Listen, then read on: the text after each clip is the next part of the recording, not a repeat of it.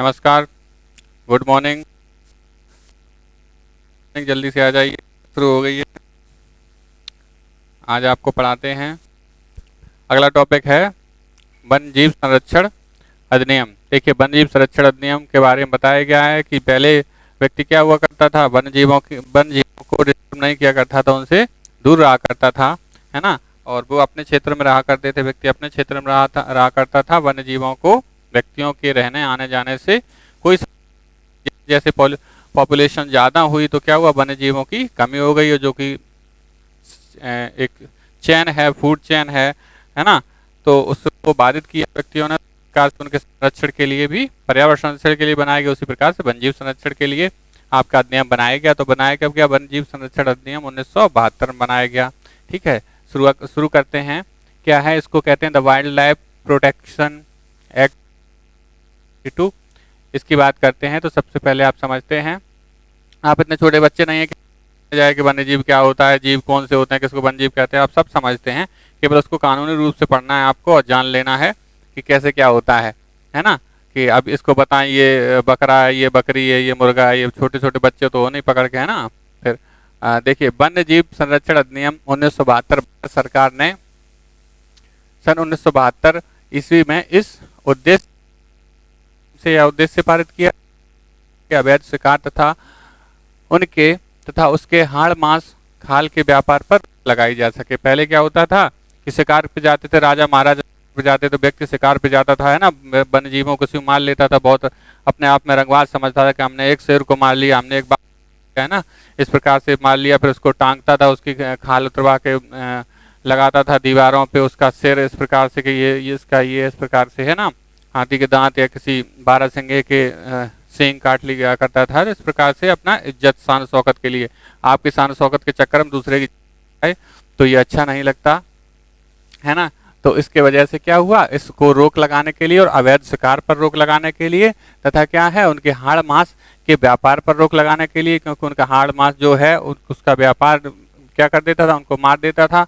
उसके चक्कर में आपने देखा होगा, पेपर में न्यूज़ पढ़ते हैं आपके, इतने कछुआ पकड़े गए, इतने लोग तस्करों ने, इस प्रकार से हाथी के दांत थे, इस प्रकार से किसी भी जानवर की खाल पकड़ी गई, है ना, तो उनको इसके अंतर्गत जो जुर्माना, जो सजा है वह दी जाती है। तो बात करते हैं, इसमें कुल 7 अध्याय और 66 धाराएं हैं और 6 अनुसूचियां हैं। तो शुरू करते हैं धारा फर्स्ट से। धारा फर्स्ट हमेशा हर एक्ट में आपको धारा फर्स्ट और धारा सेकंड यही बताती रही है। धारा पहली और धारा दूसरी क्या बताती रही है? पहली धारा ने बताया है कि संक्षिप्त नाम क्या है? वन्यजीव संरक्षण अधिनियम। विस्तार है संपूर्ण भारत में। इसमें ऐसा कुछ नहीं था कि जम्मू कश्मीर को छोड़कर, जम्मू कश्मीर में भी जो वन्यजीव हकदार, क्योंकि उनकी भी जान बच, तो पूरे भारत में इसको लागू कर दिया गया था। तो और विस्तार संपूर्ण भारत पर। आप मूल विधि के बहुत सारे टॉपिक पढ़ चुके हैं, हमें केवल आप एक कमेंट करके एक बात बताइए कि ऐसे कौन से कानून जो हमने पढ़ाए हैं, जो शुरुआत में जब बने थे तो पूरे भारत पर लागू थे, बनते ही समय क्या थे, पूरे भारत पर लागू थे, जम्मू कश्मीर नहीं छोड़ा गया था। अगले देखिए, तो लागू कब हुआ? 9 सितंबर। सा क्वेश्चन है, देखिए पैट के आपके एडवर्टाइजमेंट आ गया पीईटी वाले एग्जाम्स के लिए, तो उनमें भी ये 1 नंबर का सवाल इसमें से, जीएस में से, इनमें से आ सकता है, पूछा जा सकता है कि ये बहुत इंपॉर्टेंट है। केवल लागू होना सबका वाले हैं, वो धाराएं याद कर। इस प्रकार से देखिए आगे, धारा 2 परिभाषा।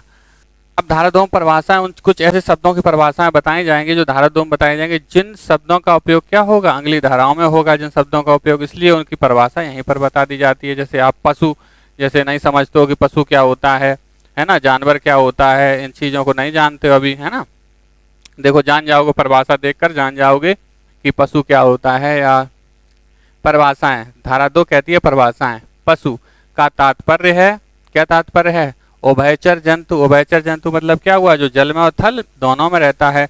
बताइए उभयचर जंतु कौन सा है जो जल थल में रहता है? कोई 2 ऐसे उभयचर जंतुओं के नाम बता दीजिए जो हमको जल थल में रहते हैं। कमेंट करिए कि 2 उभयचर जंतुओं के नाम। चलिए, अगर पता हुआ तो अभी तक लिख दिया होगा। स्तनधारी उभयचर जंतु, स्तनधारी वह होते हैं जो क्या देते हैं, स्तनधारी जंतु क्या अंडे, बच्चे देने वाले जंतु को क्या कहते हैं? स्तनधारी जंतु कहते हैं। रेंगने वाले रेंगने वाले, ठीक है, रेंगने वाले का सांप हो गया वाले जंतु। बिना रीढ़ वाले जंतु, कुछ कुछ जंतु ऐसे होते हैं जिनमें रीढ़ की हड्डी नहीं पाई जाती है। कुछ जंतु ऐसे होते हैं जिनमें रीढ़ की हड्डी पाई तो जाती है, उनमें हॉरिजॉन्टल रीढ़ की हड्डी पाई जाती है। और जिनमें रीढ़ की हड्डी वर्टिकल पाई जाती है उनमें ज़्यादा बुद्धि होती है, वो बुद्धिमान ज़्यादा होते हैं। आप सेंस लगा लीजिए कि आपकी रीढ़ की हड्डी हॉरिजॉन्टल है कि वर्टिकल है। सोने के समय तो आपकी भी हॉरिजॉन्टल हो जाती है, सबकी नहीं होती है हॉरिजॉन्टल सोने के समय। तो देखिए जिसकी रीढ़ की हड्डी इस प्रकार धरातल से लगी रहती है, चलने के दौरान या लेटने के दौरान या बैठने के दौरान वो क्या होते हैं, कम बुद्धि वाले होते हैं। देख लीजिए आप गधे को देख लीजिए, गधा क्या होता है, इस प्रकार से उसकी होती है रीढ़ की हड्डी जब वह चलता है ना, और बैठता है तो ऐसे तो नहीं बैठता है, तो भी ऐसे ही बैठता है। और बंदर को देख लीजिए, चलने के दौरान वो ऐसा होता है, लेकिन जब बैठता है तो क्या हो जाती है, उसकी रीढ़ की हड्डी सीधी। जिसकी जितनी रीढ़ की हड्डी सीधी रहेगी उसमें उतना बुद्धि का विकास ज़्यादा होता है, मनुष्य की रीढ़ की हड्डी सीधी रहती है। इसलिए आप क्लास के दौरान अभी जो लोग तिरछी रीढ़ की हड्डी करके बैठे हैं वो सीधी बैठ जाए, इसलिए आपके माइंड का विकास हो जाए। आगे देखिए, तात्पर्य है बिना रीढ़ की हड्डी वाले सभी लोगों के पास रीढ़ की हड्डी है। तो हम लोग तो पशु है नहीं, है ना, तो हम लोग के पास रीढ़ की हड्डी है और वो भी सीधी है, कोई बात नहीं। ये लोग तथा इनके बच्चे तथा अंडे, इनके बच्चे और अंडे, इन सबसे तात्पर्य क्या होगा, पशु। ये लोग क्या कहलाएंगे, पशु। ठीक, तो हमें पहले पशु की परिभाषा बतानी थी, क्योंकि कुछ लोग आए हैं विदेश से तो वो लोग नहीं जानते होंगे पशु क्या होता है, इसलिए हमने बता दिया आपको। पशु वस्तु, पशु वस्तु से क्या मतलब है, से तात्पर्य है हानि पहुंचाने वाले पशुओं को छोड़कर, जो हानि पहुंचाते हैं उन पशुओं को छोड़ दिया जाए, छोड़कर पकड़े गए पशु तथा अन्य पशुओं से बनाए गए सामान। हानि पहुंचाने वाले हैं उनको छोड़कर जो अन्य पशु होते हैं, नॉर्मल होते हैं, उनसे बनाए गए सामान, कोई भाग प्रयोग हुआ हो, का कोई भाग प्रयोग हुआ हो जिससे क्या हुआ हो, कोई सामान बनाया गया हो, और भारत से आयात हुआ हाथी दांत तथा उससे बनी वस्तु, जैसे हाथी दांत है उससे बनी वस्तु कोई है ना, उससे कोई वस्तु है, तो क्या पशुओं के शरीर से संबंधित जो वस्तुएं होती हैं वो क्या कहते हैं, पशु वस्तु कहते हैं। जिंदा रहने के दौरान उनके जो वस्तुएं निकाल ली जाएं या मरने के दौरान उनमें से जो वस्तुएं तो उनको कहते हैं पशु वस्तु। अगला ये देखिए, धारा 2 के अंतर्गत पॉइंट है। पहला पॉइंट के बारे में, दूसरा पॉइंट पशु वस्तु के बारे में, तीसरा पॉइंट तीसरी बात बताता है। ये पॉइंट धारा का देखिए, तीसरा पॉइंट ये बताता है, वह स्थान चाहे स्थिर हो या अस्थिर हो जिसमें पशुओं के प्रदर्शन को व्यक्त किया जाता है वह सर्कस कहलाता है। सर्कस शब्द का यूज हुआ, सर्कस शब्द को बताया जा रहा है। स्थिर हो या अस्थिर हो, एक जगह हो या चलता फिरता वाला हो, तो उसको क्या कहेंगे, सर्कस। ये शब्द आप शब्दावली आपको समझा रहे हैं कि सर्कस क्या होता है। अगला देखिए, आखेट। सर्कस आपने देखा होगा ना, मेला देखने, नुमाइश देखने जाते हैं तो उसमें सर्कस देखा होगा ना, उसमें हाथी होता है ना, शेर होता है, हाथी बॉल खेलता है, गेंद खेलता है, इस प्रकार से फुटबॉल खेलता है। तो आखेट के अंतर्गत आता है, आखेट के बारे में बताया गया है। आखेट के अंतर्गत क्या आता है, आखेट शब्द आपने सुना हो अगर, तो देखिए आखेट के अंतर्गत जो आता है वह क्या है कि किसी वन्य जीव या बंधुआ को मारना। किसी आखेट का मतलब हुआ किसी वन के जीव को या किसी जीव को जिसे आपने बंधुआ करके घर पे रखा है उसको मारना, विष देना, उसको क्या देना, जहर देना, तथा ऐसा करने का प्रयास करना, जहर देने का प्रयास करना, पकड़ना, वन्य जीव को फुसलाना, है ना, फुसलाना, फंदा डालना। फुसलाना मतलब किसी वन्य जीव को, किसी जानवर को क्या कहते हैं, फुसलाते नहीं। जैसे गाय को बाहर रोटी रखी होती है ना, कल की परसों की, तो गाय को बुलाते हैं ना, किस प्रकार से वो आवाजें निकाली जाती है, तो उसको फुसलाना कहते हैं कि हाँ ना, बुलाया जाता है। तो इस प्रकार से किसी वन्य जीव को है ना, किसी जानवर को क्या करना, फुसलाना, फुसला के क्या कर लिया, गाय को अंदर का घर में बंद कर लिया, है ना, या किसी जानवर को फुसलाना। फंदा डालना, गले में फंदा डाल देना, ले जाना, कष्ट देना या देने का प्रयास करना, इस प्रकार से कार्य करना। उसके शरीर के किसी भाग को ले जाना या जंगली पक्षी तथा उसके अंडे को क्षति पहुंचाना, या उसके अंडे को क्या है, क्षति पहुंचाना। इस प्रकार से इसको क्या कहेंगे, आखेट कहेंगे, आखेट या शिकार कहेंगे। मवेशी भी नहीं जानते होंगे कुछ लोग, मवेशी क्या होती है उनको भी बता दें। कुछ लोग अभी फॉरेन रिटर्न हुए हैं, विदेश से आए हैं, तो वो लोग ये जान लें कि मवेशी क्या होती है है ना। पशु अलग थी, मवेशी, ये देखिए क्या है, पशु मवेशी में क्या अंतर था। मवेशी में क्या है, भैंसा, सांड, बैल, ऊंट, गाय, गधा, बकरी, घोड़ा आदि आदि क्या होते हैं, मवेशी के अंतर्गत आते हैं। ठीक है, मवेशी के अंतर्गत ये आ जाते हैं। इनकी सबकी देखना रीढ़ की हड्डी कैसी होती है, भैंसा की रीढ़ की हड्डी, सांड की, बैल, ऊंट, गाय, गधा, बकरी, सब की हड्डी क्या होती है, इनकी हॉरिजॉन्टल होती है, समतल होती है, जमीन से क्या होती है, समतल होती है। और देखना इनमें कितनी बुद्धि होती है ना, इसी प्रकार से। और हम लोगों की क्या है, सीधी तुरंत हो ही जाती है। तो देखिए अगला मांस के अंतर्गत आता है। मांस किसे कहें, बाघिन के साथ या बिना खाल के, चाहे कच्चा या पका हो, किसी वन्य जंतु या बंधुआ जंतु की हड्डी, अंडा, तो वो सब क्या आएगा, मांस उसका मतलब होगा। सिंपल सी बात है। चर्म प्रसाधन मतलब चमड़ा, मतलब लेदर, लेदर कहते हैं जब बेल्ट खरीदने जाते हैं प्योर लेदर की देना, इस प्रकार से क्या होता है, चर्म प्रसाधन का अर्थ है ट्रॉफी को औषधि लगाना, तैयार करना, संरक्षित करना तथा उन्हें मढ़ना। चमड़े से मढ़ा जाता है किसी प्रकार की चीजों को, है ना, बहुत सारी चीजों को, तो उसके लिए चमड़े का प्रयोग किया जाता है। तो उनके लिए क्या है, चमड़ा के बारे में बताया गया, इसको चर्म कहते हैं। हानि पहुंचाने वाले पशुओं के सिवाय किसी अन्य पशु का या कोई हिस्सा, चाहे किसी प्रकार से जैसे प्राकृतिक या कृत्रिम रूप से रखा गया हो या सुरक्षित रखा गया हो, तो किसी प्रकार से आप उनके शरीर के किसी भी हिस्से को नहीं रख सकते, किसी प्रकार से उनको डिस्टर्ब नहीं कर सकते। मतलब कहना का ये हुआ। आयुध, आयुध, आयुध को अंग्रेजी में कहें ऑर्डिनेंस। आपने ऑर्डिनेंस सुना होगा, आयुध माने हथियार या ऑर्डिनेंस। आयुध का मतलब है, आयुध में शामिल है गोला बारूद, धनुष, तीर, विस्फोटक, चाकू, कांटा, फंदा तथा अन्य ऐसे यंत्र जो पशुओं को बेहोश करने, नष्ट करने या आघात पहुंचाने या मारने के काम आए, उसको क्या कहेंगे, आयुध कहेंगे, हथियार कहेंगे, अस्त्र कहेंगे, शस्त्र कहेंगे, जो भी है जिस प्रकार से आप उनको पहुंचाते हैं, कष्ट पहुंचाते हैं। इतनी बात आप जान गए। तो अभी धारा 2 ही चल रही है। धारा 2 में फिर और कुछ बताया गया है। धारा 2 के 10 में क्या है, 2 के 21 में बताया के अनुसार राष्ट्रीय उद्यान का तात्पर्य क्या होगा, राष्ट्रीय उद्यान किसे कहेंगे, उसका तात्पर्य होगा धारा 35, 38 या 66 के 3 के अंतर्गत राष्ट्रीय घोषित किया गया। मतलब इनके अंतर्गत जो राष्ट्रीय उद्यान घोषित किया गया है, जो परिभाषा दी गई, वही अर्थ क्या है राष्ट्रीय उद्यान का यहाँ पर। अगला है धारा 2 की 26 के अनुसार अभ्यारण्य के अध्याय 4 का के उपबंधों के अधीन शामिल किया गया। अब अलग होता है, राष्ट्रीय उद्यान अलग होते हैं, तो उनकी परिभाषा उनके उपबंध में जहाँ दी गई है वही परिभाषा यहाँ पर मानी जाएगी। ठीक, ज्यादा टेंशन लेने की जरूरत नहीं है, जैसा दिया गया वैसे समझते रहो। चलिए धारा 2 आपकी अब कंप्लीट हुई। ठीक, धारा 1 में संक्षिप्त लागू विस्तार, धारा 2 में परिभाषाएं। अब जो धारा 2 में शब्द दिए गए तो उनका प्रयोग आगे होगा। धारा 3 क्या कहती है, केंद्रीय सरकार द्वारा वन्य जीव परिरक्षण निदेशक, सहायक निदेशक, वन्य जीव का जो परिरक्षण है उसका डायरेक्टर, सहायक निदेशक तथा अन्य अधिकारी, अन्य ऑफिसर्स एंड कर्मचारी, सर्वेंट की नियुक्ति की जाएगी। वन्य जीव संरक्षण में लगे होंगे, उनकी सरकारी तौर पर उनकी नियुक्ति की जाएगी। धारा 3 बताएगी इस बात को कि किसकी किसकी इस प्रकार से नियुक्ति की जाएगी, है ना। और वो भी कहाँ, केंद्र सरकार द्वारा। और राज्य सरकार द्वारा क्या होगा, राज्य सरकार द्वारा एक मुख्य वन्य जीव अभिरक्षक, ठीक है, जीव की जो अभिरक्षा करने वाला, सिक्योरिटी करने वाला, वो होगा वन्य जीव अभिरक्षक, अवैतनिक वन्य जीव अभिरक्षक तथा अन्य आवश्यक अधिकारी एवं कर्मचारियों की नियुक्ति करेगा। जो वन्य जीव अभ्यारण्य के अंदर बने हैं, सरकार उनमें क्या करेगी, वैकेंसी निकालेगी। वन्य जीवों में जैसे आपकी नौकरी के टेस्ट के पेपर होते हैं, तो इस प्रकार से इनकी वैकेंसियां निकलेंगी। एग्जाम आया था, वो कैंसिल हो गया था, इसी प्रकार से वो वन्य जीव वाले में ही था।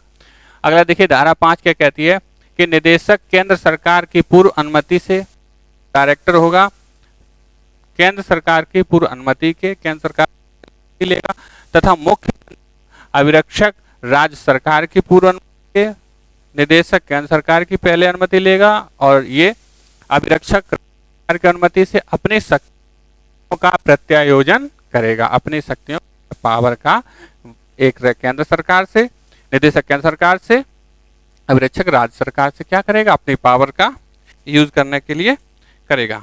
अगला देखिए धारा 5 का क्या कहती है कि वन्य जीव हेतु राष्ट्रीय परिषद का गठन, एक राष्ट्रीय परिषद का गठन किया जाएगा। तो वो क्या, केंद्रीय सरकार वन्य जीव संशोधन एक्ट 2002 के प्रारंभ तिथि के 3 महीने के भीतर वन्य जीव हेतु राष्ट्रीय परिषद का गठन करेगी। ठीक है, उस तिथि से परिषद गठन करेगी। 5 का खा क्या कहता है, राष्ट्रीय परिषद की स्थायी समिति। राष्ट्रीय परिषद की क्या होगी, स्थायी समिति होगी। राष्ट्रीय परिषद अपने विवेक अनुसार, अपने नॉलेज अनुसार ऐसी शक्तियों का प्रयोग करने और ऐसे कर्तव्यों का संपादन जो कि राष्ट्रीय परिषद द्वारा समिति को प्रत्यायोजित किया जाएगा। ठीक है, ऐसे कृत्यों का समायोजन करेगा, इस प्रकार के कार्य करेगा जो राष्ट्रीय परिषद द्वारा समिति को, कमेटी को प्रत्यायोजित किया जाएगा, डेवलप किया जाएगा। अगला देखिए धारा 6 क्या कहती है, वन्य जीवों हेतु राज्य परिषद का गठन किया जाएगा। वन्य जीवों के लिए क्या किया जाएगा, राज्य की एक परिषद का गठन किया जाएगा। वन्य जीव हेतु राज्य परिषद का अध्यक्ष राज्य का मुख्यमंत्री तथा उपाध्यक्ष वन एवं वन्य जीव प्रभार मंत्री होता है। ठीक है, तो ये कौन होगा, राज्य का मुख्यमंत्री कौन होगा, वन्य जीव के लिए वन्य जीव हेतु राज्य परिषद का अध्यक्ष जो होगा मुख्यमंत्री होगा। अब धारा 7 क्या कहती है, राज्य परिषद की बैठक वर्ष में कम से कम 2 बार राज्य सरकार द्वारा आदेश इस स्थान पर होगी। राज्य सरकार स्थान बताएगी कि इस जगह पर हम वन्य जीव की क्या करेंगे, बैठक करेंगे। एक साल में 2 बार बैठक करनी होगी। धारा 9 क्या कहती है, आखेट पर प्रतिबंध। आखेट का मतलब ये हमने बताया था, आखेट का मतलब इसीलिए बताया गया था कि यहाँ पे आखेट शब्द आएगा तब आप सोचेंगे आखेट। धारा 2 में आखेट का मतलब बताया गया था, शिकार का मतलब बताया गया था, है ना, फंदा डालने इस प्रकार से कार्य करना, तो क्या करेंगे, आखेट कहेंगे। धारा 11 क्या कहती है, मुख्य वन जीव अभिरक्षक संतुष्ट है कि वन्य पशु मानव जीवन के लिए खतरनाक बन चुका है या वह इतना अशक्त या रोगग्रस्त है कि पुनः स्वस्थ होने के अयोग्य है, वहां ऐसे पशु के आखेट की अनुमति दे सकता है। देखिए शिकार की अनुमति तो बिल्कुल है ही नहीं, किसी भी कीमत पर शिकार की अनुमति नहीं है। शिकार की अनुमति तभी दे सकता है जो वन्य जीव का जो सबसे बड़ा अधिकारी होगा, तब वह कहेगा कि इस परिस्थिति में व्यक्ति उसको वन्य जीव को क्या करें, आप शिकार कर दीजिए। किस परिस्थिति में, या तो वह एक उग्र पशु हो गया है इस प्रकार से, है ना, और या तो वह अशक्त हो गया है, चलने फिरने में अशक्त है, उसका एक हिस्सा खराब हो या शरीर का, या कोई बीमारी है उसको, उस बीमारी से क्या है दूसरे पशु क्या है संक्रमित हो सकते हैं। तो इस प्रकार से कोई पशु है कि उसका जीना मरना जीने से बेहतर है, तो क्या होगा, उसको आखेट की कर दिया जाएगा, उसको शिकार कर दिया जाएगा, उसको मार सकता है। अगला देखिए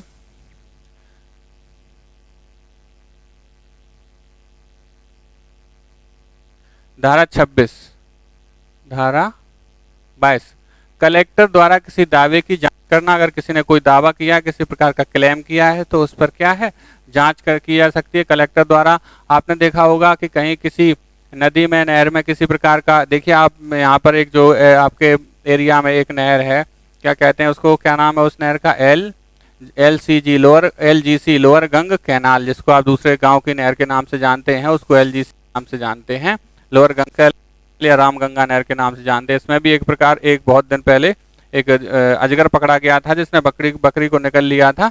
तो क्या है, कुछ लोगों ने उस पर गोली चलाई थी, इस प्रकार से किया गया था। तो क्या वन्य जीव के जो अधिकारी कर्मचारी आए तो उन्होंने क्या किया था, उस व्यक्ति पर क्या हुआ, केस किया था, सरकार की तरफ उस पर किया गया था और जो था उसका केस चला। इस प्रकार से आप चाहे कोई भी ऐसा जानवर है, कोई भी है, तो उसको आप क्या नहीं कर सकते, हानि जा सकते हैं।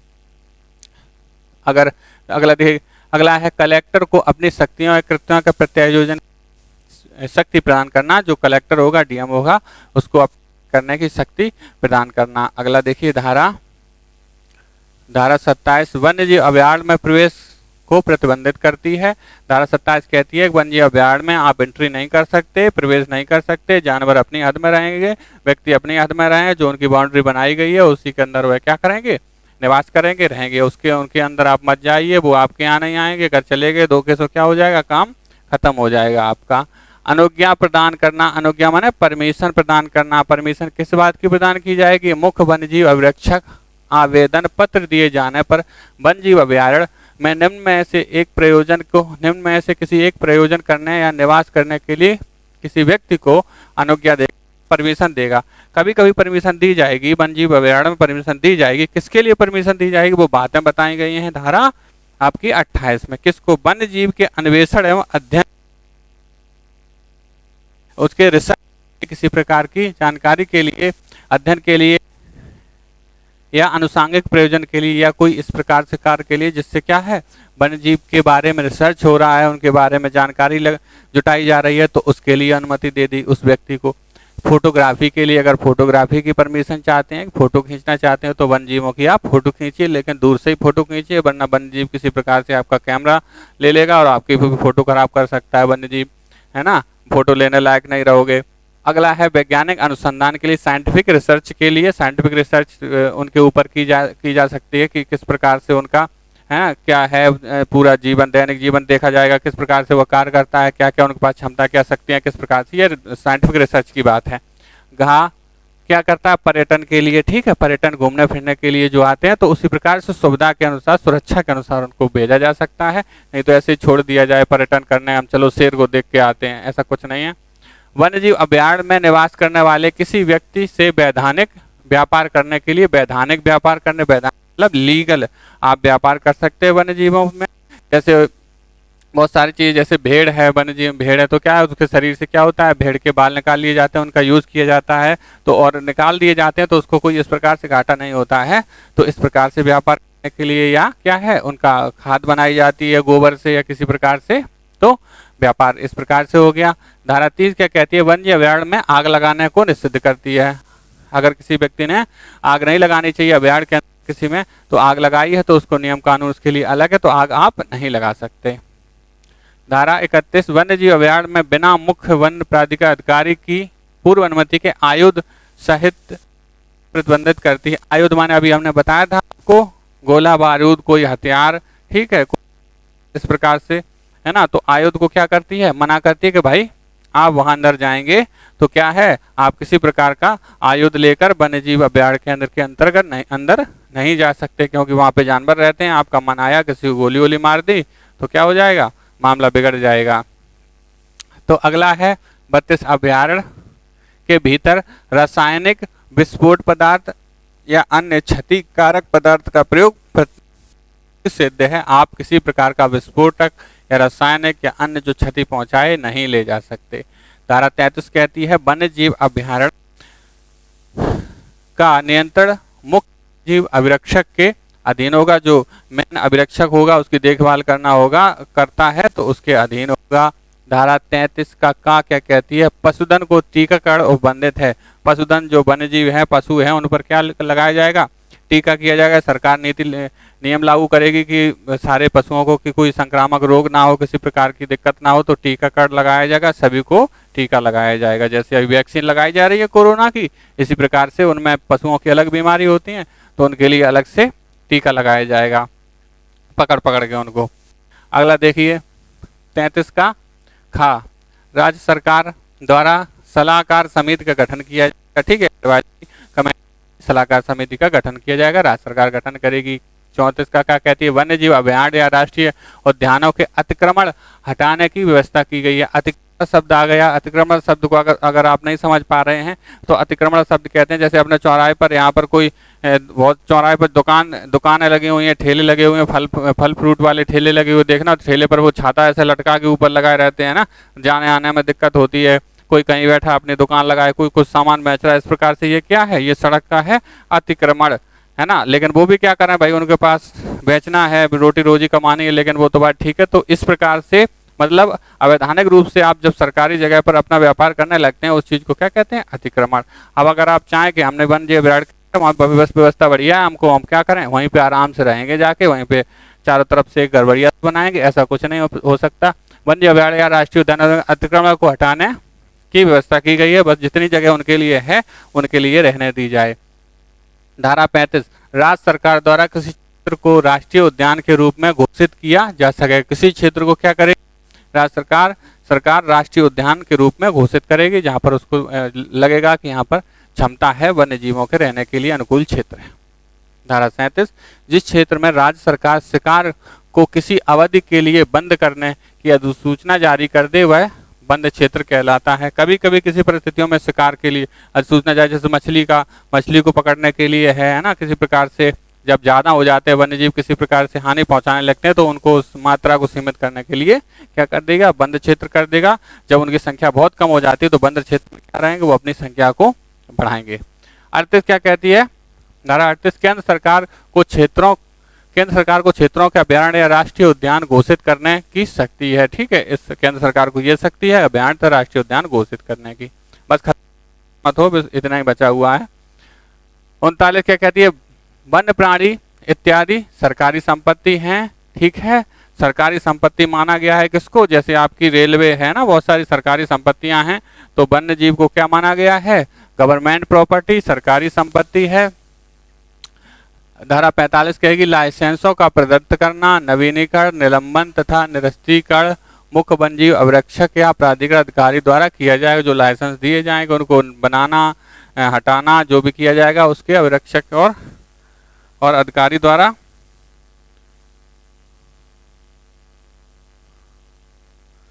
किया जाएगा। यदि मुख्य वन्य जीव अभिरक्षक द्वारा पारित किया गया है तब अपील राज्य सरकार के, यदि कोई आदेश मुख्य वन्य जीव अभिरक्षक द्वारा पारित किया गया है तब अपील राज्य सरकार को होगी। राज्य सरकार के पास क्या कर सकते हैं, अपील कर सकते हैं। बस लास्ट धारा है, नहीं लास्ट नहीं और है कुछ पर। हाँ, 49 में क्या है, लाइसेंस धारी के अतिरिक्त अन्य व्यक्ति के द्वारा बंदी पशु आदि का क्रय, जिसको लाइसेंस मिला है क्रय करने का या किसी प्रकार का कार्य करने का, तो उसके अलावा कोई व्यक्ति क्या है उसका क्रय या नहीं कर सकता। अगला है दंड 51 में, किसी नियम